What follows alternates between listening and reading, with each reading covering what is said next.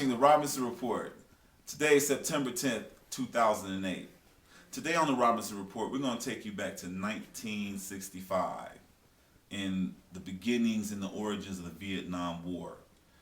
This is a chronicle of the decisions made and a lead up to the first military deployment beyond advisors which were there earlier in Vietnam. We're going to take a look at it from a lot of different angles and explore the military history aspect of it as well, with the introduction of the air cavalry, a very relatively new thing in warfare. Please enjoy what you watch on the Robinson Report, and I always encourage responses, so please don't forget to send us an email. Thank you. You are watching the Robinson Report.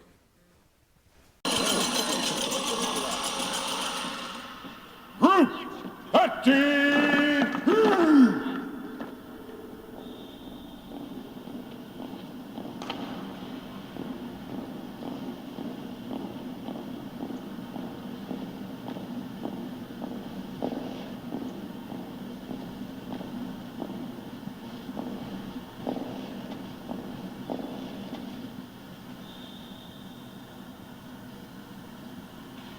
At ease, gentlemen. Welcome to the new cavalry. We will ride into battle, and this will be our horse.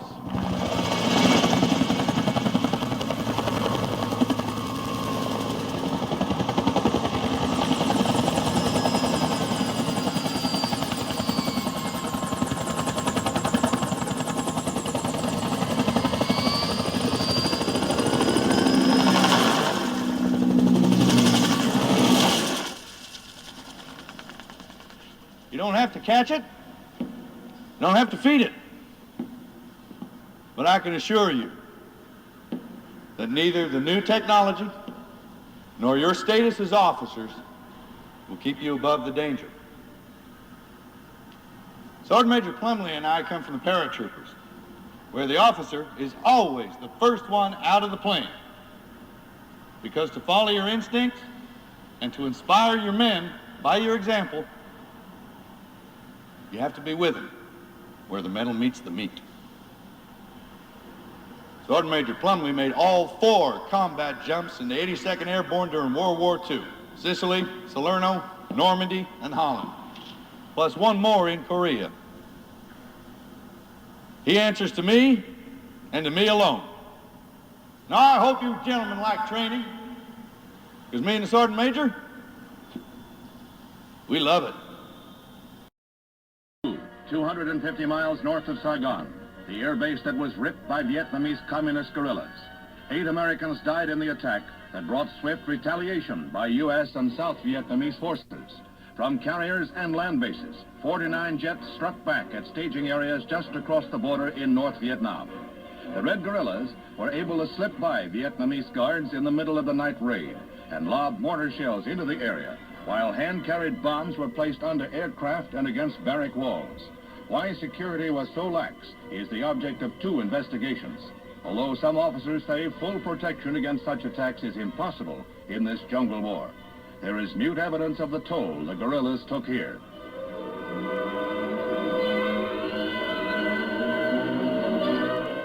First official word of the retaliatory attacks comes from Secretary of Defense Robert McNamara in a briefing for newsmen. The map shows the relative position of 3 carriers attached to the 7th Fleet, as well as the 3 U.S. bases that were hit by the Viet Cong. This is what followed. Immediately following the attack, U.S. representatives in Saigon met with representatives of the South Vietnamese government. They jointly agreed that joint retaliatory action was required. Vietnamese barracks at Dong Hoi, just over the border in North Vietnam. About 6,000 troops based there. An isolated facility with minimal civilian support. What are expected casualties? 3,600 troops, roughly 40 civilians. How'd you come up with these numbers? Sir, we take the approach, look at the blast pattern, size of the blast, demographics. Mr. President, it's as sophisticated an analysis as I've seen, unprecedented in aerial warfare. But Ho Chi Minh's not going to turn tail overnight. Saigon's going to take a shellacking for anything we do. And if they go in now, it'd be like sending in a widow woman to slap Jack Dempsey. Sir, we doubt Hanoi will slap back. Didn't MacArthur say the same thing when me and Chinese poured into Korea? What does State think of this? The risk of inaction means more aggression. Ambassador Taylor concurs. He's meeting with Saigon's leaders now. Should be calling the Situation Room momentarily. They'll put him through to me. Mr. President, if I might, I was in charge of bombing surveys during World War II, and bombing never wins a war. Rather than erode the enemy's will, it strengthens it. We've seen this time and time again in the Blitz, Berlin. The Blitz in Berlin never would have happened if we didn't lay down to Hitler at Munich. And if we lay down now, it'll be the same thing again. An open invitation to more of their aggression. Mr. President, what we're proposing with Rolling Thunder is a strictly limited program of sustained retaliation, moving northward only if Viet Cong activity persists. But it will persist, Bob. We'll be bombing their cities before we know it. Now, do we expect Russia to sit still for that? Or China? Comparisons with Korea 15 years ago are flimsy at best, Mr. President. You are absolutely right. China has atomic weapons now. They tested their first bomb 4 months ago. It was no dud. We have no idea what will set them off. I don't understand. Why is this? My name's Chelsea, and you're watching the Robinson Report. What's up? This is Miguel, and you are watching the Robinson Report. You steal my heart, I steal your mind. I do all the things that you leave behind. You try to prove I just let things go. I'll keep doing all the things I know.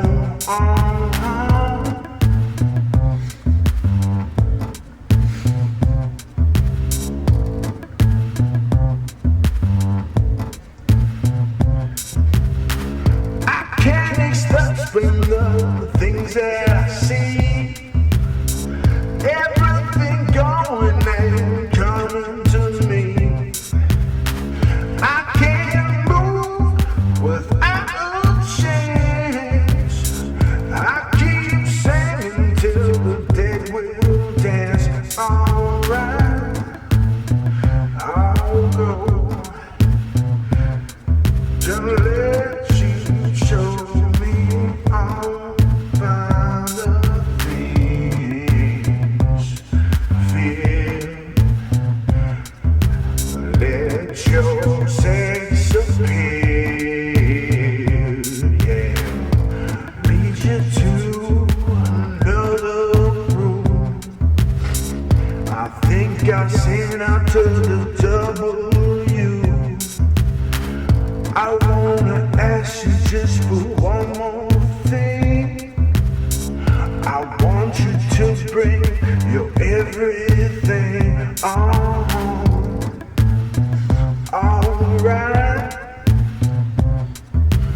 move that groove as I do you tonight.